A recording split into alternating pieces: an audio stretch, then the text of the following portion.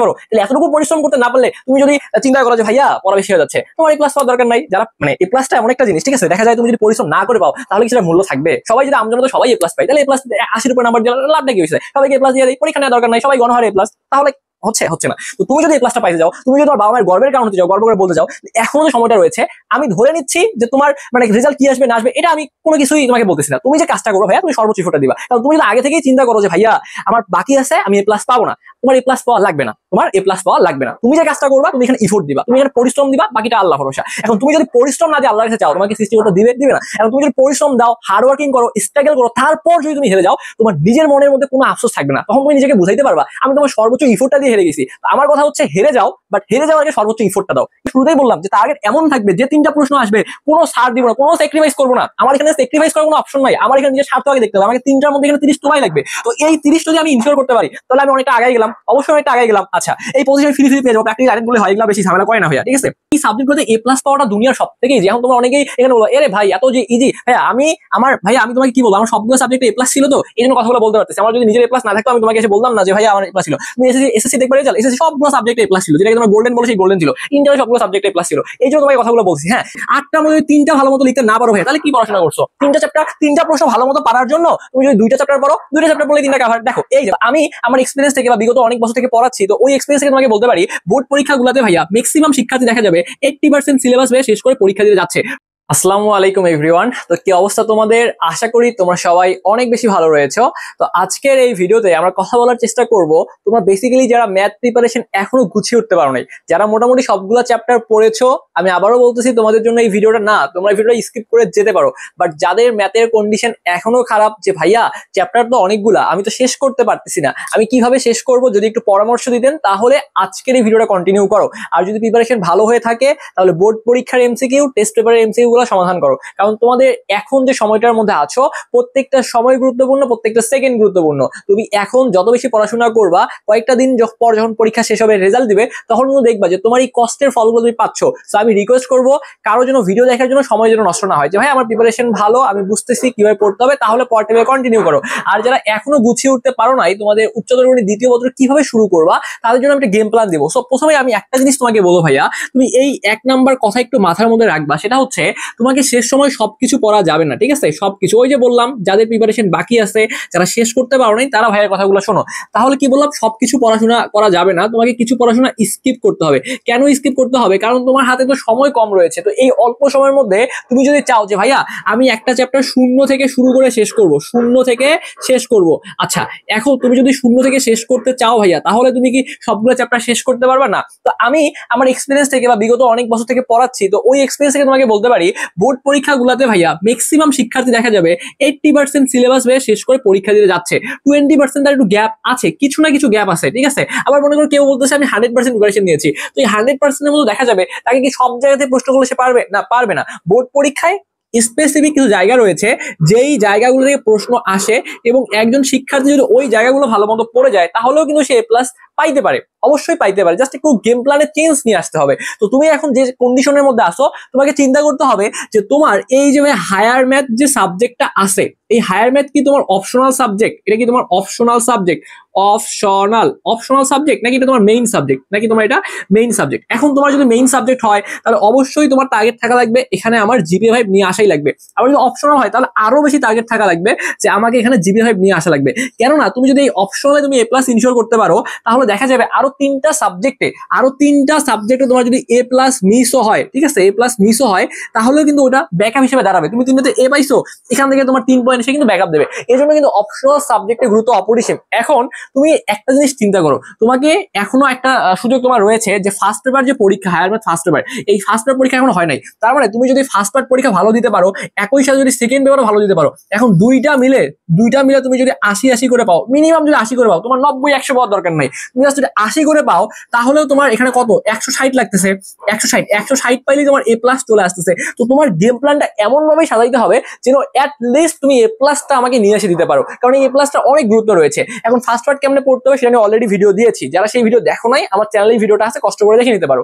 এখন সেকেন্ড পেপারে এই চ্যাপ্টারগুলো রয়েছে, তুমি একটা জিনিস টার্গেট নিবা, যেহেতু ফার্স্ট পার্টে আগে বন্ধ বেশি পাইছো, তো তোমার যদি এরকম হয় যে ফার্স্ট পার্টে ভাই আমার 80+ থাকবে, আমার 90 কাছে যাবে, তাহলে সেকেন্ড পেপার 10-20 হলো 80 নিয়ে আসো, 80 নিয়ে আসতে পারলেও হবে, চাপ নেওয়ার কোনো সুযোগ নাই। দুইটা যদি ব্যালেন্স করে পড়াশোনা করার এখানে সুযোগ রয়েছে, তো আমি আশা করি তোমার কাজে লাগাতে পারবা ব্যাপারটা। তো এখানে দেখো ক বিভাগ থেকে তোমার প্রশ্ন আসবে পরীক্ষায় 4টা, এখান থেকে পরীক্ষায় প্রশ্ন আসবে 4টা, এবং খ বিভাগ থেকে প্রশ্ন আসবে তোমার 4টা, এবং এই সাবজেক্টগুলোতে A+ পাওয়াটা দুনিয়ার সব থেকে ইজি। এখন তোমরা অনেকেই এখানে বলো এরে ভাই এত যে ইজি, ভাইয়া আমি তোমাকে কি বলবো, আমার সবগুলো সাবজেক্টে A+ ছিল, তো এই জন্য কথাগুলো বলতে পারতেছি। আমার যদি নিজের A+ না থাকতো আমি তোমাকে এসে বলতাম না যে ভাইয়া আমার A+ ছিল। তুমি এসএসসি দেখবে রেজাল্ট, এসএসসি সবগুলো সাবজেক্টে A+ ছিল, যেটাকে তোমরা গোল্ডেন বলো সেই গোল্ডেন ছিল, ইন্টারে সবগুলো সাবজেক্টে A+ ছিল।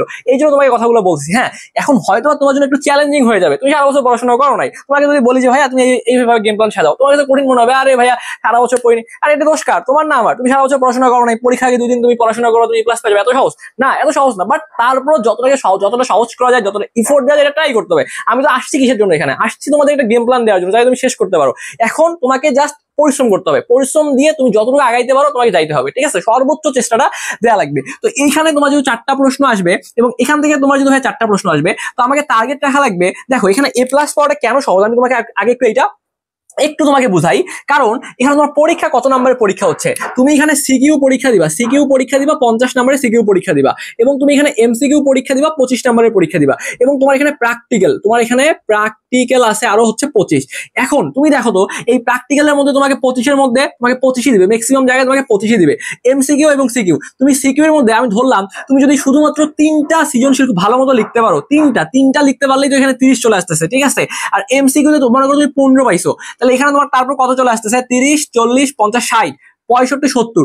তার মানে তুমি দেখো, তোমার যদি এখানে 25 থাকে, এমসিকিউ 15, মানে 10টা ভুল করার পর, আর এখানে তুমি যদি 30 পাও, তাহলে তোমার 70 চলে আসতেছে। তার মানে তোমাকে গেম প্ল্যানে আরেকটু চেঞ্জ নিয়ে আসতে হবে, যেহেতু আমার এখানে আরো 10 মার্ক যোগ করতে হবে, 10 মার্কের ঘাটতি রয়েছে। তো এই 10 মার্কের জন্য তুমি একটা টার্গেট নিবা, সেটা হচ্ছে যে এই যে ভাইয়া তোমার সিকিউ এর যে অংশটা রয়েছে, এখানে তোমার আরো 10 মার্ক, অর্থাৎ তুমি 3টা খুব ভালো মতো লিখছো, এবং বাকি যে দুইটা প্রশ্ন 20 নম্বরে আছে না, এখন এই 20-এর মধ্যে তোমাকে মিনিমাম 10 মানে 50% আনতে হবে। আর এখানে সিকিউর মধ্যে 30-এ তুমি 30 কেন পাবা? কারণ এটা তো তোমার তো সমাজ বিজ্ঞান, বাংলা এরকম সাবজেক্ট না, বাংলা ইতিহাস এরকম না যে তুমি নাম্বার লিখছো তোমাকে কাটা দিছে, এরকম তো হবে না। মানে তুমি যা লিখবা ধুপধাপ যদি সব সঠিক লিখতে পারো, তোমাকে 100% ফুল মার্কস দিয়ে স্যার বাধ্য। তাহলে এখন আমি কিভাবে এই 30 মার্ক ফুল নিয়ে আসবো? আগে থাকবে এই 8টা প্রশ্ন পরীক্ষায় দিবে, 8টার মধ্যে 3টা ভালো মতো লিখতে না পারো ভাই, তাহলে কি পড়াশোনা করছো? 3টা চ্যাপ্টার, 3টা প্রশ্ন ভালো মতো পারার জন্য তুমি যদি 2টা চ্যাপ্টার পড়ো, 2টা চ্যাপ্টার পড়লে 3টা কভার। দেখো এই যে ক নাম্বার বিভাগের মধ্যে চলে আসবা, ক বিভাগের মধ্যে এখানে দেখো তুমি জাস্ট এই চ্যাপ্টার দিয়ে পড়া শুরু করবা। ছোটবেলায় সবাই পড়াশোনা শুরু করে জটিল সংখ্যা দিয়ে, সবাই বহুপদী পড়ে, তো এই যে জটিল সংখ্যা আর এই যে বহুপদী, এই 2টা চ্যাপ্টার যদি আল্লাহর কোনো বান্দা তোরা পড়ে যাইস ভাইয়া, এখান থেকে তোদের 3টা প্রশ্ন পরীক্ষায় কমন চলে আসবে, 3টা প্রশ্ন আসবে। এবং এই জটিল সংখ্যা খুবই সহজ একটা চ্যাপ্টার, এই যে বহুপদী ভাই খুবই সহজ একটা চ্যাপ্টার, এই 2টা চ্যাপ্টার পড়লে তো 3টা প্রশ্ন কভার আপ হয়ে যাচ্ছে। এবং আমি তো তোকে শুরুতেই বললাম যে টার্গেট এমন থাকবে যে 3টা প্রশ্ন আসবে, কোনো ছাড় দিব না, কোনো স্যাক্রিফাইস করবো না। আমার এখানে স্যাক্রিফাইস করার কোনো অপশন নাই, আমার এখানে নিজের স্বার্থ আগে দেখতে হবে। আমাকে 3টার মধ্যে এখানে 30 তোলাই লাগবে। তো এই 30 যদি আমি ইনশিওর করতে পারি, তাহলে আমি অনেকটা আগাই গেলাম, অবশ্যই অনেকটা আগাই গেলাম। আচ্ছা, এই পজিশন আমি ফ্রি পেয়ে যাবো, প্র্যাকটিক্যাল আইটেম গুলো হয়, এগুলো বেশি ঝামেলা করে না ভাইয়া, ঠিক আছে? আর এইদিকে এমসিকিউ তুমি যদি ভালো মতো সবগুলো সাবজেক্ট ওয়ান শট ক্লাস দেখে যেতে পারো, তারপর হবে। এখন যারা আসিস যে ভাইয়া বহুপদী জীবনে পড়ি নাই, জটিল সংখ্যাও পড়ি নাই, এখন আমি এটা 4 থেকে 5 ঘন্টায় কিভাবে শেষ করবো? তো সবগুলো জিনিস পড়া যাবে না। তুই একটা কাজ কর, ইউটিউবে চলে যায়, তুই সার্চ কর এই বহুপদী ওয়ান শট সিকিউ লিখে সার্চ কর, যার ক্লাসটা আসবে, যার ক্লাসটা ভালো লাগে তার ক্লাসটা করে ফেল। জটিল সংখ্যা ওয়ান শট সিকিউ লিখে সার্চ কর ভাইয়া, সার্চ করে যার ক্লাসটা আসবে, আপাতত এইটা করে জীবনটা বাঁচা ভাইয়া। এই 2টা ক্লাসটা ওয়ান শট ক্লাস দেখ, যার ক্লাস আসবে একটু সুন্দর মতো করে এই 2টা কভার করে তো 3টা প্রশ্ন কভার হয়ে যাচ্ছে। এরপর তুই খ বিভাগে চলে আসো ভাইয়া, খ বিভাগে এসে দেখবা ভাইয়া যে এখানে তোমার 3টা চ্যাপ্টার আছে ভাইয়া, কণিক আছে, স্থিতিবিদ্যা আছে, এবং সমতলে বস্তু গণনার গতি আছে।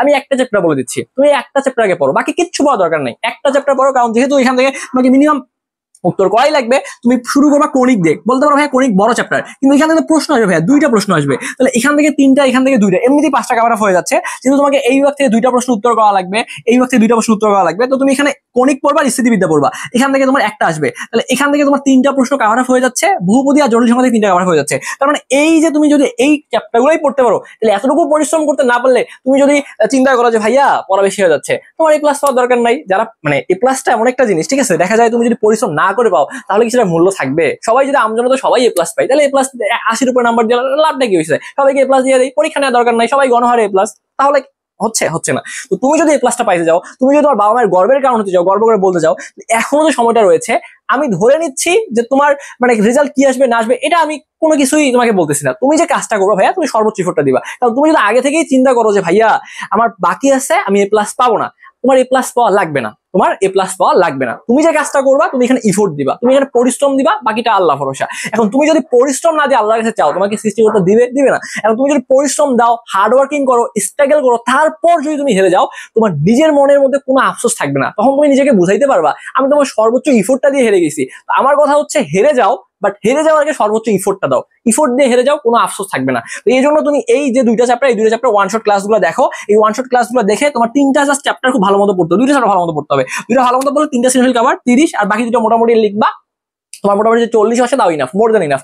আর এখানে এমসিকিউ গুলো কি করো জানো? এমসিকিউ গুলোর জন্য ওয়ান শট ক্লাস দেখো, বোর্ড পরীক্ষার প্রশ্নগুলো দেখো, আদারওয়াইজ হাতে কোনো অপশন নাই, পরিশ্রম দিতে হয়, পরিশ্রম ছাড়া তুমি এগুলো শেষ করতে পারবে না। তো এগুলো একটু ভালো মতো গুছিয়ে নাও, আশা করি তোমাদের উচ্চতর গণিত দ্বিতীয় পত্র পরীক্ষা সকলের অনেক ভালো হবে, আমি এই প্রত্যাশাটা রাখতেই পারি। তো তোমরা এখনো ভাইয়া যারা আমাদের স্বপ্নের পাঠশালা এই চ্যানেলটা এখন সাবস্ক্রাইব করো নাই, পরবর্তী সকল আপডেট ভিডিওগুলো পাওয়ার জন্য একটু কষ্ট করে সাবস্ক্রাইব করতে পারো। আমাদের ফেসবুকে একটা পেজও রয়েছে, স্বপ্নের পাঠশালা বাই শাওন। তোমরা যদি স্বপ্নের পাঠশালাকে সার্চ করো, আমাদের পেজটাই চলে আসবে। তো ওই পেজটা একটু ফলো দিয়ে রাখো, আমার সাথে যারা কানেক্ট থাকতে চাও, যারা যুক্ত থাকতে চাও, একটু কষ্ট করে ফলো দিয়ে রাখো। তো সবাই ভালো থাকো, সুস্থ থাকো, পরবর্তীতে নতুন কোনো ভিডিওতে আবার তোমাদের সাথে কথা হচ্ছে এই প্রত্যাশা রেখে আজকের এই ভিডিওটি এখানেই শেষ করছি। ধন্যবাদ সবাইকে।